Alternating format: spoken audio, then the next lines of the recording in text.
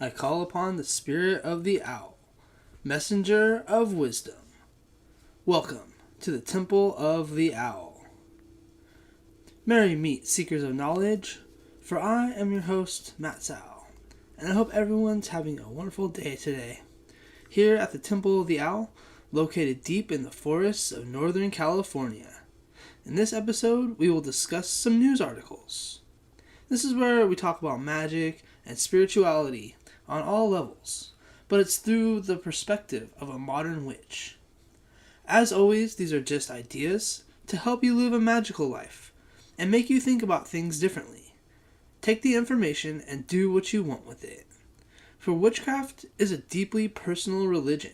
It's unique to each individual, so feel free to adapt or change anything that works for you. Thank you for listening, and thank you for your guys' support. A special thank you for those listening on the Troubled Minds Radio Network, KUAP Digital Broadcasting. Everything you need to know about Troubled Minds is at troubledminds.org, and I'm inviting you guys to join on those conversations. And say thank you to my friend Michael Strange for being a good friend and for putting these shows on the station and for inspiring me to do more. And so I like to start the show with what I call the MOD, or the message of the day. And it's a quote that I find that helps me explain the show topic.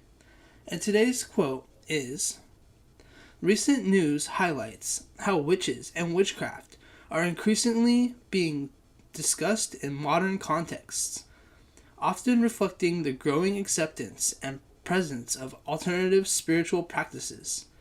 In the U.S., there are over 1.5 million individuals identifying as witches. It's a significant cultural shift that has been noted by various sources." And that's from a news article that I found. But I feel that this is pretty cool because we're talking about how in modern times, witchcraft is kind of making a comeback, making like a resurgence. And so I kind of wanted to do this show, and this is kind of a little different. We're going to be reading it, like I cherry picked out some news articles, and I'm going to read the news article and then talk about it, kind of what's going on here and what's it about, and kind of talking about it to teach you guys these different kinds of things. So it's a little different than normal. It's not just one topic, but I wanted to kind of do this to change it up a little bit and see how in modern times witchcraft is kind of making a comeback, and it's in the news now, so it's pretty cool. And again, going back to how it's not always all bad. So I want you guys to think about this. Let me know what you guys think in the comments, if you guys want more of these kinds of shows, or if I should stick to one topic. But let's get to these news articles. And of course, these are ideas. These are just ideas to make you guys think about things. But the first article, and this is from July 29th, 2004, Food and Drink. This news article is called Tatlo Archives Magic at a New Filipino Witch Bar Off Bourbon Street. That headline just kind of made me go, ooh. And so the new French Quarter haunt is bursting with flavor and creativity, and it archives the magical feat of feeling genuine and not gimmicky. Just steps from Bourbon Street, Queckenbush is best known as the chef behind the popular restaurant Turned Up, and she teamed up with Lou and Haley Van Vliet to create Tatlo. Van Vliet's credentials include stints at the Mux Bar, according to and it's a closed French Quarter bar that formerly occupied the Tatlo space. Tatlo's witchy vibes builds on Queckenbush's very real witchcraft practice, which she shared recently during an absinthe and a small plate tasting that the team invited anxious New Orleans to attend. Throughout the meal and throughout the regular menu, Queckenbush shares details about what each dish can bring into one's life. A plate of tuna crudo, for example, which is paired with some absinthe, highlighted both the butterfly pea extract and the absinthe, and offered the magical properties of rebirth and chance. Plus, the dishes were as fun as the space and they were served in, with the walls deep ocean blue and witchy art and moss and greenery hanging from the ceiling. Now, that's pretty cool, and I like to, I'd love to go to this place in New Orleans, talking about how witchcraft's making a comeback and how there's this restaurant in New Orleans, which is perfect. I would love to go there one day. I would like to visit this place. It's in the French Quarter in New Orleans. Now, not only the environment, but we're talking about the food here. And they say, the secret ingredient is love. When a witch cooks, they put their magic into the food. Using herbs and other magical plants, a kitchen witch's magic wand could be cutting a knife or a rolling pin. A cauldron has become a crock pot, and your pots and pans can be magical tools used to create intricate meals from simple ingredients. Every time you cook, that's alchemy. I've also met kitchen witches who believe their oven is like its own entity, the forge kind of that makes the food. Kitchen magic is a powerful and fulfilling path of the witch, and I love to cook just as much as I love to eat. Kitchen witchcraft is a magical practice that is rooted in everyday art of cooking and homemaking. It's where the witch's hearth becomes their altar, and the culinary creations become their spells. It's a form of folk magic that emphasizes practical daily rituals and the idea that magic is woven into simple, sacred acts of preparing food, growing herbs, and caring for one's home. From brewing a pot of tea to baking bread, every act can be infused with intention and magical energy.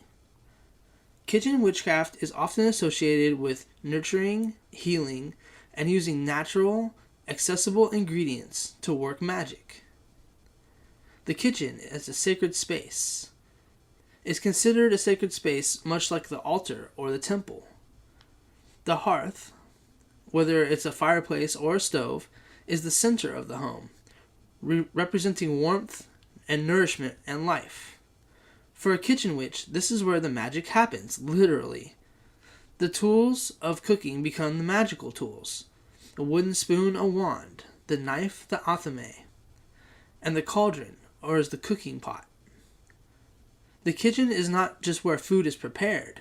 It's where a witch channels energy into the nourishment they provide for themselves and others. It's where herbs, spices, and food are transformed into spells, potions, and remedies. Magic is in the mundane, and for the kitchen witch, the heart of the home is where the most powerful magic is made. I would not be surprised if more of these restaurants start popping up as a new trend. So what do you guys think about kitchen magic? Are you guys into that? Have you ever, if you've ever eaten any of my food or been to someone's house that kind of treats it that way? I think we should get back into, like he said, putting like magical intention into the food. So let's go on to the next article here. And this article was from, it's a little older, it's from March 31st, 2022. But this article reads, Cops at a forensic school are learning witchcraft to find dead bodies. What? Forensics Academy in Tennessee. Future cops are learning how to find human remains underground through witching. Now, this guy, Apad Vas, is a forensic anthropologist and instructor at the National Forensic Academy in Oak Ridge. He has been training students in this practice. Witching, also known as dowsing or divining, involves holding two bent pieces of metal or twigs and walking in a straight line until the rods cross in the direction of the object being sought underground, in this case, a dead body. Professor William Whitaker, an archaeologist and an expert on ground-penetrating radar at the University of Iowa, told Newsweek that his research on witching for human remains found no evidence to support. But believers have applied into seeking many items other than dead bodies below earth, including groundwater, buried treasure, oil, gold, and gems. Since dowsing is used to find whatever the believer wants to find, this could be a clue that it really finds nothing. But it's wishful thinking and believe that it could be magically find whatever the dowser is seeking. You could find crystals and since human bodies because the skeletal remains can produce the same charge. Voss also claimed that it is necessary to have rods with the right voltage and walk with a specific cadence. Now that's a pretty interesting article, just kind of talking about how they can find dead bodies, or they're looking for people. I think this kind of science needs to be developed more and talked about more, and I feel like this is something that could really, people that believe in witching, like dowsing, maybe there's some sort of future of this, finding people. So witching or dowsing, it's an ancient practice used to locate underground water, minerals, and other hidden resources using divination tools such as rods or pendulums. This form of divination, often considered a type of folk magic, is believed to tap into the subtle energies and the practitioner's intuition. While commonly associated with finding water, dowsing can also be used to locate lost objects, detect energy fields, or gain insights to various questions or situations. Dowsing has roots that stretch back thousands of years. It was practiced in ancient civilizations such as Egypt, China, and Rome. The method became more widespread in Europe during the Middle Ages, particularly as a way to find water sources, coal, and metals. In the 16th century, dowsing was even used in the mining operations in Germany, where miners used divining rods to locate the valuable ore. The practice continues today in various forms, blending both traditional and modern approaches. Dowsing is based on the idea that everything emits an energy field or a vibration, and that certain tools, when used by a skilled practitioner, can pick up on these energies. A dowser uses tools such as divining rods or a pendulum to sense the energy fields, guiding them in the desired location or answer. In modern times, the technique is often seen as blending intuition with subtle energy detection. While there's no specific or scientific explanation on how and why dowsing works, practitioners believe it's a matter of tuning into the energies that are not normally perceptible to the human senses. Many dowsers consider it a spiritual or a psychic ability, while others view it as a natural but unexplained phenomenon. Dowsers typically use simple tools, though some may rely entirely on their hands or intuition. Here are the most common dowsing tools. These are often made of metal or wood and shaped like an L or a Y. And the dowser walks over an area. The rods may cross or move in a particular direction, indicating the presence of what they are seeking, often water or minerals. The L-shaped rods are held loosely in each hand, while the Y-shaped rods are held in both hands, with the point of the Y facing forward. A pendulum is a weighted object, often made of crystal or metal, suspended from a chain or a string. The pendulum is held over the map, object, or even in the air, and its movements, whether circular or back and forth or side to side, are interpreted to provide answers to the dowser's questions. Pendulum dowsing is often used for answering yes or no questions, or for locating lost items or energies. Some dowsers rely on their own body or intuition without tools, feeling the subtle sensation or energy shift when they are near the object they are searching for. This is sometimes called hand sensing or body dowsing. The most well-known form of dowsing is water witching, and it's used to find underground water sources, wells, or springs. The dowser walks across the land with their rods or their pendulum, waiting for the signal, like the rods crossing or the pendulum swinging, to indicate the presence of water. This method is still used in some rural areas by farmers and homesteaders to locate wells. Some dowsers use their skills to detect ley lines or natural energy currents running through the earth. These energy lines are believed to be powerful sources of geomagnetic energy, often intersecting on a sacred or historically significant sites. Dowsing for earth energy is sometimes used in feng shui, or to locate places of power. Some people use dowsing as a tool for diagnosing health issues or determining the best remedies. Using the pendulum, the dowser asks questions about the health of the individual and interprets the pendulum's movement as guidance. It's also used to check energy imbalances in the body or the aura. This form of dowsing is used to find... So with that one, with the using the pendulum over a person's aura or chakras, how I've done it is I'll have the person lay down and I'll run the pendulum over each chakra of their body. And if it's spinning to the right, then I know that chakra is balanced. If it's spinning to the left, then I know that chakra is imbalanced. And then I can work on it, like use my hands to do Reiki to work on those chakras, and then check their aura again with the pendulum. And I've noticed that when before the chakra was moving to the left, the pendulum was swinging to the left, and then after I had done like Reiki to that area, then I would check again, and the pendulum would swing to the right. There's other forms of dowsing that used to find lost objects or valuable minerals such as gold, silver, or oil. And dowsers may use maps and the pendulum to find hidden objects, or physically move through the area with scents with the rods where the objects are buried or hidden.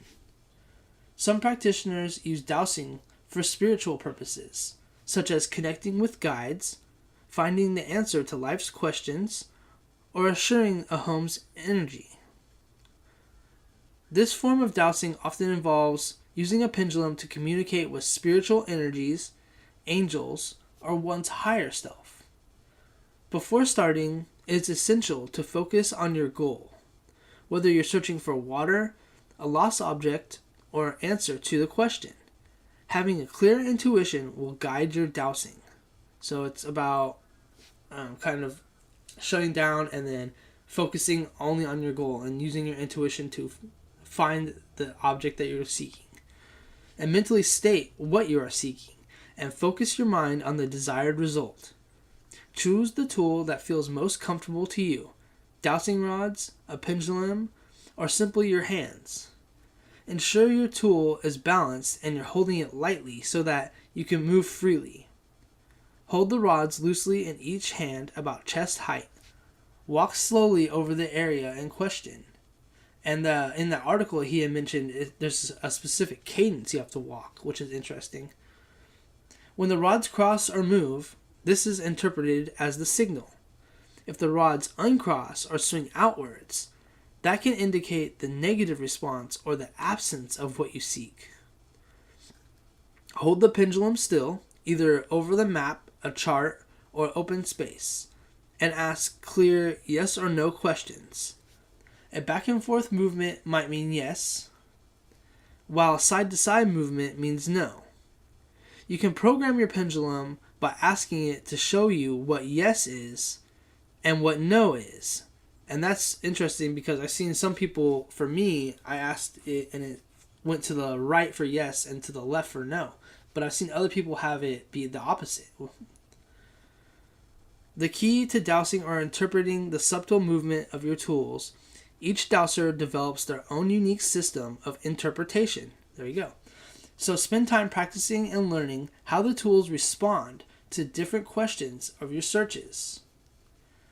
Dowsing requires a calm, focused mind. Grounding yourself before starting can help you attune to the subtle energies you are working with. Take a few deep breaths, center yourself, and release any tension or distractions. Begin with basic yes or no questions, or by dowsing for something you already know the location of, such as water pipes or buried cables. This will help you attune to the movements of your tools.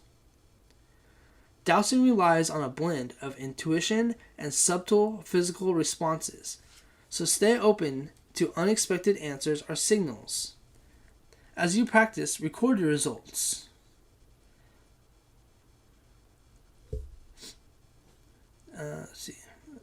This will help you refine your technique and understand how your body and the tools respond to different energies or different questions. Just like any skill, dowsing improves with practice. Try dowsing in different locations with different tools and for different purposes to strengthen your abilities. In witchcraft and spiritual practice, dowsing has been seen as a tool for tapping into the unseen energies. Whether it's the energies of the earth, the spirits, or your own intuition, dowsing allows witches and practitioners to access knowledge that is hidden or out of reach. Dowsing or witching is a magical practice that bridges the gap between the seen and the unseen, offering practitioners a way to access hidden knowledge, resources, or energy, whether you're searching for lost objects or water or spiritual insight. Dowsing provides a unique, intuitive approach that combines ancient wisdom with modern-day curiosity. For witches and spiritual practitioners, it can also be a powerful tool to add to your magical practice, helping to strengthen the connection to the earth, spirit realms, and your own intuition. So what do you guys think about dowsing? Let me know in the comments. That's all the time we have for today. So let's continue these conversations, talk about more news. This is Matt Sal, signing off. Thank you guys for listening on KUAP Digital Broadcasting, the Troubled Minds Radio Network. I release the spirit of the owl. Blessed be. For many centuries, witchcraft has been considered evil, associated with the devil and all things dark.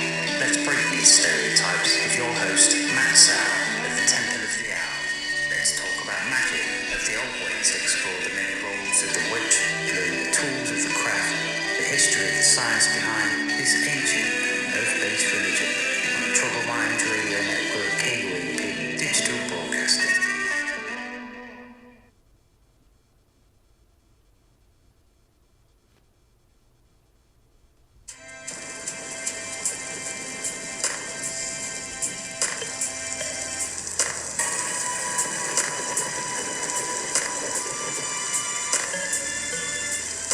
For centuries,